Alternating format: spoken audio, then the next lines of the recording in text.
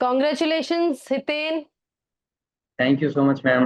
बहुत thank you बहुत ma'am. बहुत वेलकम है। आज आप घर से निकल नहीं पाए तो हम जल्दी जी लॉ मैम। प्रैप के स्टूडेंट्स को, व्यूवर्स को बता देते हैं कि हम जल्दी ही ऑफलाइन इंटरव्यू भी हितेन के साथ रखेंगे। पर आज जो है ऑल दी स्टूडेंट्स, जो सिलेक्टेड स्टूडेंट्स हैं, वो बहुत ज्यादा बिजी हैं क्योंकि घर पे आई बिलीव आपकी दिवाली तो आज ही हो गई है। आज ही हो गई मैम। वो कहते हैं ना कि छोटी दिवाली तो मनाते ही हैं। आज पहले ही मना लिया अपन। बड़ी दिवाली छोटी दिवाली सब अब आज ही हो पूरा गई। देश इस पे चर्चा कर रहा है कि 30 31 को मनानी है कि 1 को मनानी है। आपने हाँ, तो आज मना ली। मैंने तो आज ही डिसाइड कर लिया भाई, आज ही मना लेते हैं। कोई कंफ्यूजन गुड ही नहीं गुड है। गुड। तो आपको बहुत बहुत लॉ प्रैप फैमिली की तरफ से बहुत बिल्कुल बहुत ma'am. Congratulations and Hiten, I am so बिल्कुल। Very proud of you. Thank you so much ma'am. अच्छा, हितेन से ना हम लोग आई बिलीव आपकी लॉ क्लैट की जर्नी से जुड़े हुए हैं। हितेन वाज अ जी। स्टूडेंट, और क्लैट के बाद how did you decide Hiten की लीगल जुडिशरी में जाना है? बिकॉज यूजुअली सब बच्चे कॉर्पोरेट में जाते हैं, so how did you decide that? Ma'am actually NLU को मेरा ऐसा था कि भाई क्लैट करना है, अच्छी जगह से लॉ पढ़नी है, अच्छे से तैयारी करनी है। फिर इवेंचुअली 4th 5th ईयर में मैं इंटर्नशिप्स कर रहा था, कॉर्पोरेट फर्म्स में भी इंटर्नशिप्स की। बट इवेंचुअली फिर मेरा जो इंटरेस्ट है वो जुडिशियल सर्विसेज की तरफ थोड़ा ज़्यादा बढ़ गया। और थोड़ा फैमिली बैकग्राउंड भी वैसा है, तो वो कहते हैं ना, सोर्स ऑफ इंस्पिरेशन घर से सबसे ज़्यादा मिलता है। तो घर से सबसे ज़्यादा सोर्स ऑफ इंस्पिरेशन वहीं से था। तो बस फिर वही है, 4th 5th ईयर से मैंने थोड़ा-थोड़ा पढ़ना स्टार्ट किया। और फिर लास्ट लास्ट टाइम भी दिया था, इंटरव्यू तक गया, बट उस टाइम नहीं हुआ। बट आई थॉट कि चलो भाई, नहीं अपने को ऐसा नहीं है, अपन को तो मैंने इतनी अच्छी जगह से पढ़ाई की है। और क्लैट में भी जब मैं लॉ प्रेप से जुड़ा था, तब मेरा वैसे इवेंचुअली तो लॉ में किसी का कोई इंटरेस्ट होता नहीं है। लेकिन जब आप उसको एक्सप्लोर करते हो, और ख़ास करके जब मैंने आपसे पढ़ा मैम, तब मेरा एकदम एंगल ही चेंज हो गया। जो पर्सपेक्टिव होता है कि कैसे लॉ जो इतना कॉम्प्लिकेटेड है, इतना डिटेल्ड है, वो भी अपन आसान तरीके से समझ सकते हैं, पढ़ सकते हैं। उसका सबसे बड़ा जो क्रेडिट है वो मैं आपको देना चाहूँगा। क्योंकि क्लैट से ही मैं मानता हूँ मेरी लॉ की जर्नी स्टार्ट हुई। ये तो सब ठीक है, बाद में है जुडिशरी, और ये तो बाद में होता है। बट लॉ की तरफ इंटरेस्ट डेवलप करना वो तो क्लैट से ही हुआ है। और इसमें लॉ प्रेप और खास करके आपका और सागर सर का बहुत बड़ा इसमें हाथ है। तो थैंक यू मैं सो मच हितेन। और इतने हम्बल स्टूडेंट्स जब हमारे साथ जुड़ते हैं और फिर सेलेक्ट होते हैं तो we are all again very proud. So okay Hiten, अभी फैमिली में वी टॉक अबाउट, जैसे before we start with the family and everything, simple thing, जैसे बच्चों का ये रहता है कि प्री की अलग तैयारी, मेंस की अलग तैयारी, फिर इंटरव्यू के हिसाब से आपने अपनी तैयारी को किस तरह से डिवाइड किया था? How did you focus on that? Yes ma'am. मेरा ऐसा था कि अगर आपको क्रैक करना है एग्ज़ाम, पूरा अगर एग्ज़ाम क्रैक करना है, तो ऐसा तो है नहीं कि सिर्फ़ आपको प्रिलिमिनरी स्टेज पास करनी है या सिर्फ़ मेंस स्टेज पास करनी है। अपने को तीनों स्टेज एक साथ ही पास करनी पड़ेगी, तब यू विल बिकम अ जज।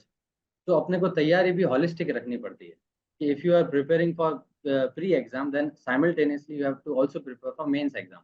आप ऐसा नहीं है कि प्री एग्जाम अलग से पढ़ रहे हो, मेंस अलग से पढ़ रहे हो। पूरी तैयारी जो होलिस्टिक होती है, तो उसके लिए मेरा स्ट्रैटेजी यही था कि फ्रॉम द वेरी बिगिनिंग मैं मेंस अप्रोच या मेंस स्ट्रैटेजी से ही मेरी पूरी तैयारी कर रहा था। तो मेंस अगर आप करते हो तो उसमें ऑब्वियसली प्री भी इजीली हो जाता है, कवर हो जाता है, क्योंकि क्योंकि अगर आप मेंस पर्सपेक्टिव से पढ़ रहे हो तो प्री ऑटोमेटिकली कवर हो जाता है। तो बस मेरा यही था कि मैं from the very beginning mains के पर्सपेक्टिव से पढ़ रहा था, आंसर राइटिंग भी करता रह रहा था, प्री के लिए क्वेश्चंस प्रैक्टिस करता था, और जो भी पॉसिबल चीज़ें हो सकती है वो सारी करता था। और लॉ प्रेप ने भी इसमें मेरा बहुत मतलब मैम एक्चुअली काफ़ी ज़्यादा सपोर्ट किया है, क्योंकि काफ़ी सारी जो टेस्ट सीरीज़ है, काफ़ी सारे जो क्वेश्चंस है, अलग-अलग type of questions, variety of questions, चाहे वो प्री के हो, चाहे मेंस के हो, इंटरव्यू के भी कैसे-कैसे क्वेश्चंस पूछे जा सकते हैं।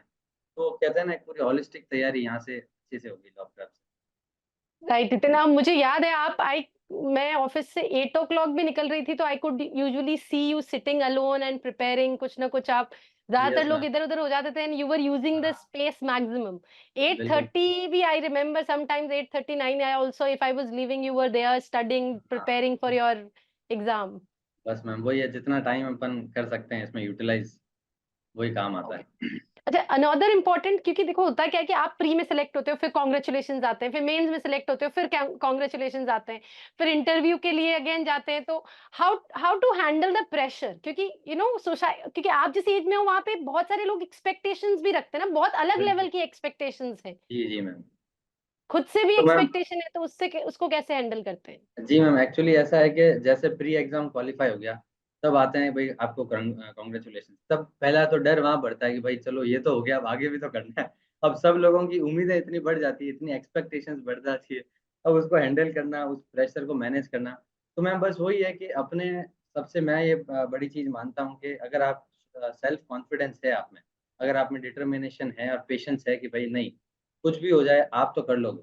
इतना अगर आप में कॉन्फिडेंस है तो definitely you can crack any stage.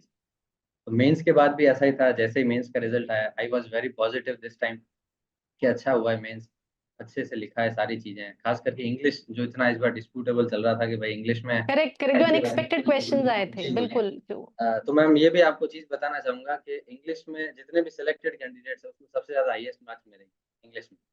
Wow! Congratulations then thank once you. again, I believe our teachers would be very proud, including Sonia ma'am बिल्कुल। and Surya sir. Yes definitely Sonia ma'am से तो मतलब वो इतने bits and pieces में knowledge मिलती रहती है, चाहे ग्रामेटिकल हो, चाहे दूसरा कंटेंट वाइज़ हो। क्योंकि इस बार पूरा पेपर ही एकदम हट के आया था, थोड़ा डिफरेंट पेपर था इंग्लिश का। तो जनरली जो यूपीएससी में आते हैं वैसे थोड़े टॉपिक्स थे। तो सोनिया मैम का इसमें काफ़ी मतलब बताते रहते थे, भई इसको ऐसे करना है, ये कंटेंट यहाँ से पढ़ लो। वो भी कुछ नोट्स प्रोवाइड करते थे। तो वो एक अच्छे से होलिस्टिक तैयारी हो गई मेरी इंग्लिश में। राइट। अच्छा हितेन, जैसे फॉर एग्जांपल इंटरव्यू में आपको क्या-क्या, कैन यू टेल अस कि क्या-क्या सवाल थे? आप जो एक्सपेक्ट कर रहे थे वैसा क्या था? या इंटरव्यू के लिए बच्चे बहुत परेशान रहते हैं, तो क्या एक्सपेक्टेड सवाल थे? उनमें से क्या था? How did you deal with the interview? Yes ma'am. Interview के लिए मैम ऐसा था कि मैं थोड़ा प्लान था कि भई क्योंकि मैंने एलएलबी में मेरा ऑनर्स कॉन्स्टिट्यूशन के अंदर था, कॉन्स्टिट्यूशनल लॉ में था और मेरा फेवरेट सब्जेक्ट भी था। फिर एलएलएम में भी मैंने जो ऑनर्स किया या जो स्पेशलाइज़ेशन थी वो कॉन्स्टिट्यूशनल लॉ में थी। तो मैं काफ़ी एक्सपेक्टेड था, मैं मान के चल रहा था क्वेश्चन्स यहीं से आएँगे। तो उन्होंने जाते ही यही पूछा कि आपने एलएलएम कर रखा है, तो किस में कर रखा है? मैंने बताया मैंने कॉन्स्टिट्यूशनल लॉ में कर रखा है। तो मेरा पूरा इंटरव्यू 80% इंटरव्यू पूरा कॉन्स्टिट्यूशन के ऊपर ही था। तो कॉन्स्टिट्यूशन के जो भी पॉसिबल क्वेश्चंस बन सकते हैं उस टाइम विदिन टाइम फ्रेम जो 15 मिनट में बन सकते हैं, वो सारे आ गए मेरे पास में। बट हाँ, मैं काफ़ी कॉन्फिडेंट था, पॉज़िटिव था कि भाई जो आ रहा है आंसर मैंने अच्छे से उनको रिप्लाई करके बताया, अच्छे से अच्छे एक्सप्रेशन से उनको बताया और जो नहीं आ रहा था वो नहीं बताया। तो मैम इंटरव्यू में ऐसा रहता है कि if you know the answer just tell them confidently without hesitation और जो नहीं आ रहा है आप बोल सकते हैं कि अभी मेरे को ध्यान नहीं आया, I am unable to recall. तो जैसे इस इंटरव्यू में ऐसा था कि आपने किसी सवाल के लिए बोला हो कि सर ये मुझे आइडिया नहीं है? Yes ma'am, 1-2 questions case laws के पूछे थे और एनआई एक्ट से पूछा था, एक प्रॉब्लम बेस्ड क्वेश्चन था। वो मेरे को ध्यान नहीं आ रहा था उस टाइम में। तो वो मैंने बोल दिया कि sorry ma'am I am unable to recall now ऐसे करके। तो मैम एक्चुअली इंटरव्यू में नॉलेज आपकी टेस्ट नहीं होती है। वो आपकी पर्सनैलिटी देखते हैं कि आप कैसे वहाँ पर उनको कैसे अप्रोच कर रहे हो, आपका कैसा बात करने का कम्युनिकेशन स्किल कैसी है, आप कॉन्फिडेंट हो कि नहीं हो। ये सारी चीज़ें वो देखते हैं मोटा-मोटा। अच्छा, आपने सोचा था इतनी बढ़िया रैंक आएगी? मैम ये तो नहीं सोचा था कि इतनी अच्छी रैंक आ गई, बट हाँ, मैं काफ़ी पॉज़िटिव था कि भाई इस बार तो हो ही जाएगा अपना। रैंक का एक्सपेक्टेड ही था। बिकॉज़ जैसे इंग्लिश में भी आपका हाईएस्ट जी स्कोर मैम, आया है, जी तो सेलेक्टेड कैंडिडेट्स में। सेलेक्टेड कैंडिडेट्स में, तो ओवरऑल आप बिल्कुल भी घरवाले और आप नहीं एक्सपेक्ट कर रहे थे कि ये वाला इस तरह का मैम स्कोर ये ले नहीं पता आएँगे? था कि हाईएस्ट आ जाएगा इंग्लिश में, बट हाँ, ये एक्सपेक्टेशन था कि इस बार तो अपना हो ही जाएगा, ये था। अब रैंक का मैम पता नहीं चलता, रैंक कौन-सी आएगी। अच्छा, ओके। अच्छा, जैसे फॉर एग्ज़ाम्पल हितेन, जब आप इस तरह की तैयारी करते हो, इस तरह के एग्ज़ाम में, तो साइड बाय साइड बच्चों को लगता है दूसरे भी बहुत सारे एग्ज़ाम जो इससे रिलेटेड है, वो देते रहना चाहिए। उसके रिगार्डिंग एस्पिरेंट्स को आप क्या सजेशन देंगे? उनको क्या-क्या चीज़ें इस तरह से ध्यान में रखनी चाहिए कि साइड बाय साइड ये चीज़ें भी की जा सकती है? Yes ma'am. मैम मैं ये कहूँगा जितने भी हमारे जुडिशियल एस्पिरेंट्स हैं, कि अगर आपने टारगेट रख रखा है कि भाई आपको जुडिशरी की ही तैयारी करनी है, देन यू कैन टारगेट 2 और 3 स्टेट्स साइमल्टेनियसली। जैसे फॉर एग्ज़ाम्पल अगर आप आरजेएस टारगेट कर रहे हैं, तो आप साथ-साथ में एमपी की भी तैयारी कर सकते हैं। इट इज़ मोर और लेस सेम, लगभग सेम ही है सिलेबस। 19-20 का अंतर होगा, इतना ही है।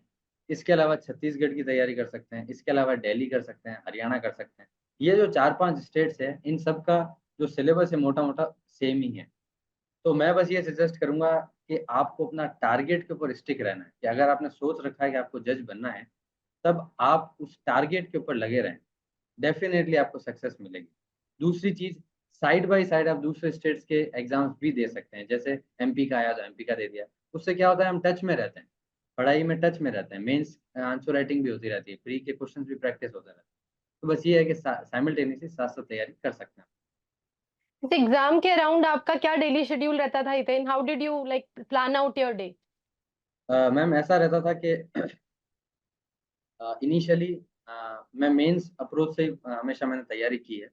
तो पहले अपन अच्छे से कोई भी मान लो सब्जेक्ट पढ़ रहे हैं, मान लो कॉन्स्टिट्यूशन पढ़ रहे हैं, तो उसको अच्छे से मेंस पर्सपेक्टिव से देखा कि उसको कैसे कवर करना है, क्या-क्या पॉसिबल क्वेश्चंस आ सकते हैं। पास्ट ईयर में कैसे क्वेश्चंस वहाँ से पूछे गए हैं, उसको एनालाइज़ करता था। उसके बाद में उसकी आंसर राइटिंग प्रैक्टिस कर ली। ऑब्वियसली अपने कांसेप्ट तो क्लियर होंगे ही तभी हम आंसर राइटिंग कर पाएँगे। उसके बाद में दोपहर में या शाम के टाइम में थोड़ी हमको फॉर प्री एग्ज़ाम हमको एमसीक्यूज़ की प्रैक्टिस करनी पड़ेगी, तो एमसीक्यूज़ की प्रैक्टिस कर ली। तो इससे क्या होता है ना कि मेंस भी साथ-साथ चलता रहता है, प्री एग्ज़ाम भी साथ-साथ में चलता रहता है। तो उससे एक बैलेंस बना रहता है, उससे एक दोनों बैलेंस बना रहता है। तो और आपसे और कोई आ रहे हैं क्या आपसे मिलने? हाँ, हाँ, मैम बस वही सब चल रहे हैं गेस्ट वगैरह। अभी अभी will quickly free you, don't worry, this ये इज सो दोनों। बस then after evening time table? Ma'am evening time table ये है कि एक 2-3 फ्रेंड्स थे उनसे डिस्कशन करते थे। तो डिस्कशन से भी क्या होता है ना कि अपने कांसेप्ट अच्छे से क्लियर होते हैं। तो डिस्कस कर लिया, एक-दूसरे को अलग-अलग टाइप के क्वेश्चन्स पूछ लिया। तो उससे क्या है एक तो अपना खुद का भी सेल्फ मोटिवेटेड रहते हैं और एक सेक्लूजन में पढ़ाई नहीं होती है। क्योंकि ये पढ़ाई ऐसी है कि भई इसमें आपको पेशेंस रखना पड़ता है। जुडिशरी की तैयारी क्योंकि इसका जो पूरा प्रोसेस ही 1 डेढ़ साल तो पूरा प्रोसेस चलता है, प्री होता है, मेंस होता है, इंटरव्यू होता है, पूरा लगभग 1 साल तो इसी में चला जाता है। तो पेशेंस रखने के लिए ऐसा नहीं है आपको सिर्फ़ दिन भर पढ़ाई करनी है, मैं शाम को निकल भी जाता था, कभी फ्रेंड से मिल लिया, कभी कोई फैमिली वही फंक्शन में आपकी चले गए। हॉबीज में क्या-क्या था? मैम हॉबीज़ में ऐसा था कि मैं स्पोर्ट्स अच्छा लगता है मेरे को, जैसे बैडमिंटन अच्छा लगता है, तो वो कभी खेलने जाता हूँ और टीटी वगैरह पसंद है। बाकी फ्रेंड्स से कभी मिल लिए, कभी मूवीज़ वगैरह देख ली, एज़ सच कोई हॉबी तो नहीं है बट हाँ, सोशल ये मीडिया? सोशल मीडिया भी हाँ मैम मतलब इतना ज़्यादा तो नहीं ख़ास करके एग्ज़ाम टाइम में तो इतना टाइम नहीं मिल पाता है।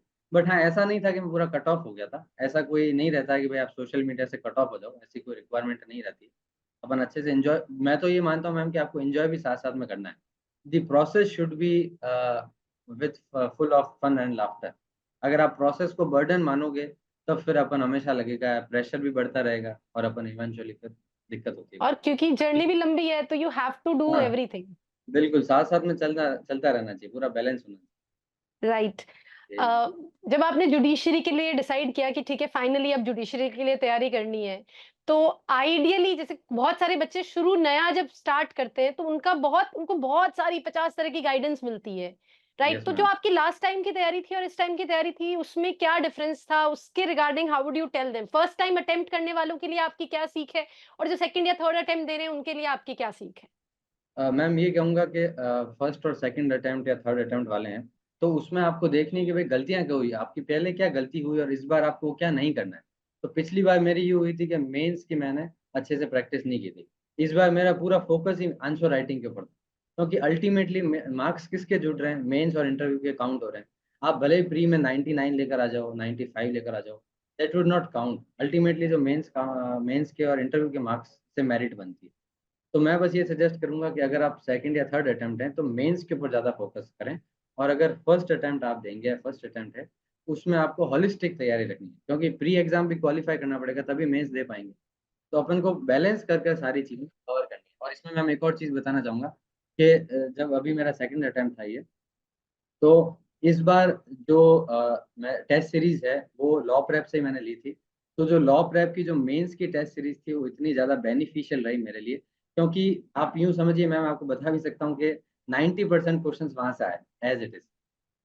और इस बार पूरा पेपर भी डायरेक्ट बेस्ड क्वेश्चन्स थे और यहाँ से मेरी अच्छी सी प्रैक्टिस हो गई, जो मेंस में यहाँ पर टेस्ट सीरीज़ थी। तो टेस्ट सीरीज़ से जो क्वेश्चन्स आए, वो एज़ इट इज़ वहाँ रिपीट हो गए। तो मेरे को लग ही नहीं रहा था कि मैं मेंस का एग्ज़ाम दे रहा हूँ। बस ठीक है, एक और मॉक दे रहे हैं। टेस्ट सीरीज का माहौल हो गया है। बिल्कुल, ये हो गया करेक्ट, था। Correct. Thank you so much Hiten. और इन जनरल फैमिली में, फाइनली फैमिली फ्रेंड्स में, लॉ प्रेप को यस तो मैम, आप धन्यवाद दे ही चुके हैं, पर फैमिली बिल फ्रेंड्स में भी who all you would like to call out for your for your success? Yes ma'am family में तो डेफ़िनेटली माय फादर, मदर मेरे भैया है, बड़े भैया, इन सब का कांस्टेंट सपोर्ट रहा है थ्रू आउट द जर्नी। 2-3 साल आज हो गए हैं, तो थ्रू आउट द जर्नी उन्होंने सपोर्ट रखा है, मोटिवेटेड रखा है। उन्होंने हमेशा बताया कि भाई नहीं, तू कर सकता है, तू करेगा। हमेशा यही चीज़ मेरे को, और वो कहते हैं ना, इसी का हमेशा मेरे को बताया है। तो काफ़ी मोटिवेटेड रखा, तो घर वालों ने काफ़ी मेरे को मोटिवेटेड रखा। फ्रेंड्स भी हैं मेरे जो इसी फील्ड में हैं, मेरे फ्रेंड्स का भी हुआ है 2-3 लोगों का। तो हम लोग डेली बेसिस पर टच में भी थे। तो एक मैम वो कहते हैं ना, पूरी टीम का होता है सपोर्ट। आप अकेले नहीं करते हैं एग्ज़ाम क्लियर, सभी का सपोर्ट रहता है, और लॉ प्रेप का तो डेफ़िनेटली है ही। आपका और सागर सर का तो ब्लेसिंग्स ग्लैड से ही है। तो ज़रूर, ज़रूर, ज़रूर नितिन, आई रिमेंबर आपके इंटरव्यू से पहले we were discussing something about interview exam से जस्ट यस मैम, पहले, कि वो कैसे यस। नोटिस करते हैं बहुत सारी चीज़ें, बट बहुत सारी एवरीथिंग चीज़ें। Worked out in your favour, so yes, congratulations once again. Thank you और सो मच।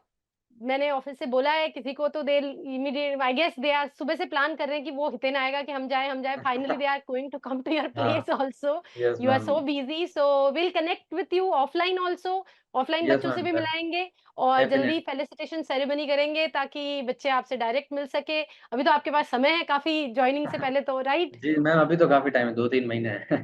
Correct, correct. चलिए ठीक है, yes, thank you so much Hiten thank and congratulations once again. Thank you so much, thank you so much ma'am. Thank you. Right.